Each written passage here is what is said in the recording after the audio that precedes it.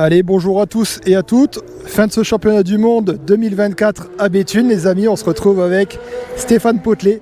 Alors mon Stéphane, un championnat du monde qui a été compliqué. Toi qui en as fait beaucoup, dis-moi un petit peu ton ressenti sur ce championnat du monde, la fin de ce championnat du monde. Il y a plusieurs paramètres qui étaient compliqués. Déjà, parce que tu as la pression, bien sûr, quand tu es chez toi. C'est ça. Une pression particulière parce que tu n'as pas envie de décevoir les gens qui viennent te supporter. Donc là, ça te met une pression, bien sûr, supplémentaire qui s'ajoute à la pression naturelle d'un championnat du monde. Oui. Hein, ça, c'est quand même important. Mais pour moi, c'était vécu comme une pression positive. J'ai adoré. J'ai adoré être justement dans le secteur E aujourd'hui, où le public était derrière moi, vraiment tout près de moi, à quelques mètres, 5-6 mètres. Quoi, Donc, et là, il y avait vraiment beaucoup de monde. Je pense qu'il y avait, je ne sais pas combien, j'ai dit mais peut-être 30, 40, 50 personnes derrière. Et là, c'est toujours agréable dynamisant aussi. Quand tu prends un poisson et que tu mets un coup d'épuisette, tout le monde t'applaudit. Et là, ça fait quand même un truc un peu particulier. Tu ne retrouves pas ça à l'étranger, bien évidemment. Tout à fait. Ça serait plutôt l'inverse. On balancerait plutôt des cailloux plutôt que de t'applaudir. Donc en fait, si tu veux, là, c'était plutôt sympa. Par contre, la pêche par elle-même a été compliquée. J'ai eu un numéro très très difficile à gérer. J'ai pris en fait le E11, donc avec un classement du 1 au 14. Hier, c'était la place d'Andrea Fini, donc de l'équipe d'Italie. C'était le plus mauvais italien sur cette place-là qui avait pris 11 points. C'est ça. Voilà. En sachant que l'Italie avait fait fort hier, parce que c'était juste derrière nous. Et c'était vraiment le seul pêcheur qui avait peiné, en fait. Et j'ai pris une place où ça a peiné. Et quand tu sais que tu peines au goby, généralement, tu ne fais pas trop de magie. Non. Parce qu'en fait, si la place n'est pas bonne au goby, tu ne peux pas faire de miracle quand c'est une pêche exclusive de goby. Alors, du coup, tu as rusé un petit peu, comme on a parlé ce matin. Moi, j'ai cogité à ça quand on m'a dit que j'avais ce tirage-là. Je me suis dit, je ne vais pas me mettre à la même place qu'Andrea Fini. Il a subi la place. Je me suis dit, je vais me décaler au moins de 3 mètres à gauche ou à droite, mais au moins décaler pour essayer de trouver une zone propre, nouvelle, avec des cailloux différents. Parce que les gobies, il y a une espèce qui vit à proximité des cailloux. Et peut-être qu'il y avait un caillou meilleur à gauche, ou voilà, c'est ce que j'ai décidé de faire. J'ai sondé, j'ai trouvé 3 zones pêchantes en bordure. Et il y en a un qui rendait bien. Et d'ailleurs, j'étais en tête au goby au bout de 2 heures, alors qu'hier, la place était catastrophique au goby. Comme quoi, il n'y a pas de fatalité. Et comme on dit toujours, le tirage, c'est important. Oui, mais comme quoi un tirage peut être juste mauvais ou presque bon, juste avec des positionnements, parce qu'il y a un endroit où les poissons peuvent se plaire et à quelques mètres de la place initiale. D'accord. Donc comme quoi, rien n'est écrit. Tu parlais justement de tirage. Je pense que quand même au niveau de l'équipe de France, tu m'arrêtes si je me trompe, vous avez quand même eu un tirage qui n'était pas facile sur le papier, je pense. Moi, je t'avouerais que les 2 jours, j'ai peiné au tirage. J'avais tiré le A11, pareil, avec le groupe de 1. Alors, hier, j'étais battu par le 1, le 2, le 3, le 4, le 5, le 7. Je finis 6e. C'est ça. En battant 8, 9, 10, 13, 14, voilà, tous ces numéros-là. Et j'arrêtais derrière dans le secteur d'à côté, je l'aurais gagné. C'est pour donner une idée qu'en fait, j'arrêtais au 14 ou au 15, 2 places après. Voilà, et ça aurait gagné le secteur. Donc c'est quand même triste quand tu arrives à faire 6e, mais c'est comme ça. Ça fait partie, oui, bien sûr. Et aujourd'hui, j'avais peur de subir à peu près la même chose. Je l'ai subi dans une moindre mesure parce que je finis 4e. Donc, mais c'est quand même les petits numéros qui sont devant moi, le 4 et le 5 qui ont dominé le secteur là-bas. D'accord. Et heureusement qu'au 1, 2, 3, on n'avait pas les nations les plus fortes. Ça a permis en fait de passer juste devant eux parce qu'ils avaient une place dominante. Mais comme ils n'ont pas été les plus performants, je les ai passés de quelques grammes. J'ai battu 200-300 grammes, mais ça m'a suffi. Une pêche très dure. 1400 points. 1400 points. 1400 points en 4 heures, en sachant que j'avais 100 gobies au bout de 2 heures. Donc 100 gobies, des petits, ils font 6-7 grammes. C'est ce que j'allais dire. Donc il y avait 700 grammes.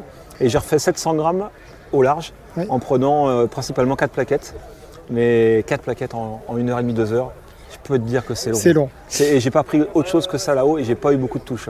Donc c'était très long. Voilà. Maintenant qu'on peut parler un peu stratégie, j'ai forcément la petite question du pêcheur derrière. Je voulais savoir quelle stratégie avait été mise en place par les pêcheurs de l'équipe de France. Je présume une petite heure au goby dans un premier temps. Alors, et puis après peut-être de voir cette pêche au blanc. En tout cas, c'est ce que j'ai vu. La stratégie qui était la meilleure, c'était de rester au goby tant que les gobies, tu arrivais à les prendre et tant que tu étais dans les bons au niveau du classement. D'accord. Si tu pouvais rester 4 heures au goby, que tu étais toujours dans le trio de tête, le bon, fallait surtout pas changer. D'accord. Le seul problème, c'est qu'on voit bien aujourd'hui que... Bon, moi, j'ai pas vécu ça. Parce que les 2 jours, j'ai fait hier, j'étais le 2e score au goby. Oui, tu t'es super bien débrouillé au goby. Le plus gros score au goby dans mon secteur. Donc, si tu veux, moi, je pense avoir compris quelques petits trucs que j'ai expliqués à mes collègues. Mais je pense que c'est très subtil, les petits réglages, les décalages, les choses comme ça. Et c'est peut-être pas si facile que ça à prendre le temps. Moi, j'ai mis 45 minutes pour sonder les 2 jours, pour trouver l'endroit où amorcer. Alors que pourtant, c'est près du bord. Hein. Tout à fait, on est à 3 mètres. Sauf que il faut trouver les bons cailloux, le bon petit plat entre les cailloux. Il y a plein de cailloux partout. Et il y en a qui ne sont pas bons à exploiter et d'autres qui sont bons. D'accord. Pour résumer, ce qui était très bon, je pense, c'est de trouver 2 cailloux, un tout petit plat au milieu, pour qu'il y ait une zone où les poissons ne sont pas ballottés quand les péniches passent. C'est ça. Tu vois que ça les accueille et qu'ils soient protégés, D'accord. enfermés. Ouais. Voilà. Si tu as un caillou avec des espaces ouverts sur les côtés, Tout est lavé. eh ben, tout est lavé, ils sont aspirés, et ils D'accord. ne doivent pas rester dans cette zone-là. Ok. Voilà, c'est un peu ce Ouais, que bon retour, belle c'est- analyse. C'est un peu ce que j'ai compris de ce week-end sur les gobies, D'accord. ici en tout cas. Ouais. Voilà. Et puis après, les blancs, oui, bon, on a pris l'option après blanc souvent au bout de 2 heures, 2 heures et demie, parce que ça n'allait pas spécialement bien partout sur les gobies. Sur les gobies. Et du coup, on était quand même plus aguerris à ça.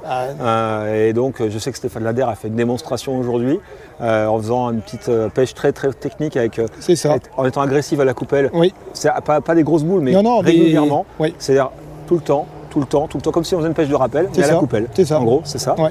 Et avec des lignes assez, pas spécialement trop légères des fois, ça dépend des secteurs, mais en gros pour prendre des petites plaquettes, des gardons, des brèmes.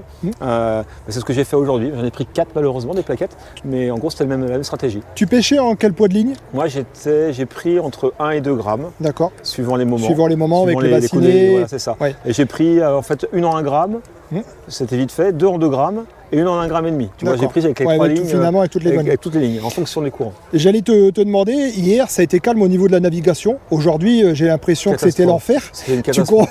Je voulais savoir ton sentiment là-dessus. Je te confirme. Et le problème qu'il y a en fait avec cette navigation intense, c'est qu'on avait très peu de fouillis et le poisson réagit qu'aux fouillis dans ces eaux-là. C'est dommage, mais il mange très peu les asticots. Les terreaux, tu attires les anguilles et ça compte pas, donc il ne faut pas les attirer. Oui. Donc il ne te reste plus que du fouillis. Le problème, c'est que tu n'as qu'un demi-litre de fouillis. Un demi-litre de fouillis, c'est pas grand-chose. C'est pas grand-chose. Et le problème, c'est qu'à chaque bateau, c'est presque lavé. Ouais. Donc c'est-à-dire que tu es obligé d'en remettre, mais tu as tellement peu que c'est compliqué à gérer. En fait, du coup, c'est pour ça qu'on prend peu de poissons aussi, parce que je pense qu'il en faudrait beaucoup plus pour pouvoir prendre des poissons. Ouais, c'est ce que j'allais dire. Dans l'amorçage de départ, finalement, la gestion des gestes était hyper importante.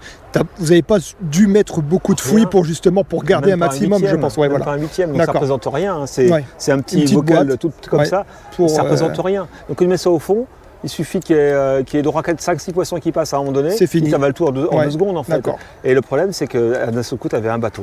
Et un quart d'heure après, un autre bateau. Encore un autre bateau. Pour aujourd'hui, on a dû en avoir 7 ou 8 bateaux. Au moins. Et plein. Et voilà, des gros bateaux qui étaient chargés. Qui te lavaient le cou. Et donc en fait, on s'est retrouvé. Moi, alors je ne suis pas retrouvé à poil parce que j'ai géré. J'ai fini jusqu'au dernier moment avec le mettre du fouillis. Mais on a mis très peu, tout le temps, très peu, tout le temps, très peu. Une gestion des gestes très très importante sur ce championnat du monde. Ça a été, c'était à gérer au cordeau, quoi. Vraiment. On finit quand même avec une 3e place. Oui. Voilà pour l'équipe de France. C'est pas une mauvaise place, parce qu'il faut quand même remettre tout dans le contexte. Non, voilà. Et puis les autres nations, c'est pas des manchots. Non. Voilà. Bon, on a tendance, alors toi qui fais beaucoup de championnats du monde, j'en parlais avec Nicolas Bérou, à constater que finalement avant on avait quand même des trous entre les nations. Maintenant ça s'équilibre de plus en plus. En tout cas c'est l'impression. Voilà. Avant c'est vrai que chaque pays avait ses spécificités, était fort sur sa pêche donnée. C'est ça. Maintenant aujourd'hui il y a un nivellement vers le haut. Au niveau international, c'est que les étrangers savent de plus en plus bien pêcher dans nos eaux et nous on sait de mieux en mieux pêcher dans leurs eaux aussi. Tout à fait. D'ailleurs la preuve on est que l'an passé on était en Espagne, on fait 3e et cette année en France on fait 3e chez nous. Donc on a été capable de s'adapter en Espagne et on a été battus par des Italiens qui ont été meilleurs que nous et puis les Croates qui ont été extraordinaires. Maintenant attention. On est sur une pêche dominante goby, malgré tout. Parce que même si on a pris des blancs... Ils savent quand même les pêcher chez eux. Et eux, je pense qu'ils les pêchent beaucoup plus souvent que nous. Et en fait, je pense que la différence se fait aussi là. On parle de pêcheurs habitués à pêcher des poissons dans leurs eaux. Bien sûr. Eux, ils ont plus l'habitude de pêcher ce poisson-là dans leurs eaux que nous. On a l'habitude de le pêcher chez nous. Tout à fait. Voilà. Donc en fait, si tu veux, on va tomber dans le contexte. Et les Italiens, a priori, les Hongrois aussi. Les Hongrois, ils savent très bien les pêcher. Parce que l'an passé, à Toul, il y avait eu le championnat du monde master, vétéran et handicapés. Et les Hongrois, je crois, ils trustaient toutes les premières places sur la pêche de goby. Donc on voit bien les Hongrois qui sont 4e au général, il n'y a pas de hasard. Ils savent très bien pêcher les gobies et ça fait partie des poissons normaux pour eux à prendre sur une compétition. D'accord. Merci mon Steph, je voulais te remercier pour d'avoir accepté toutes ces petites interviews, les petits mots. Voilà, j'ai passé toute la semaine avec vous. J'ai vraiment passé une très très bonne semaine. Je vous remercie et je te remercie d'avoir accepté et de prendre le temps toujours pour moi avec le grand sourire. En tout cas, Sébastien, c'était un plaisir de répondre à tes questions et puis tu es bienvenu lorsque tu veux nous accompagner dans nos aventures. Merci mon Steph et puis on se retrouve tout à l'heure sur le podium. Je vais aller vous filmer. Ciao, merci mon Steph. Salut.